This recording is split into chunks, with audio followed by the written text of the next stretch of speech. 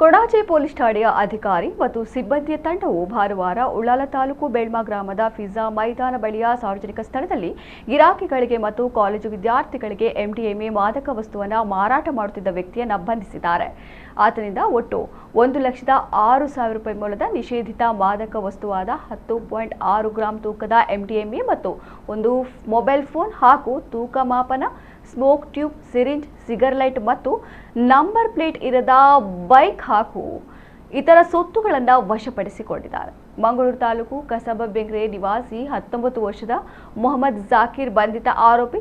ತನಿಖೆ ಮುಂದುವರೆದಿದೆ.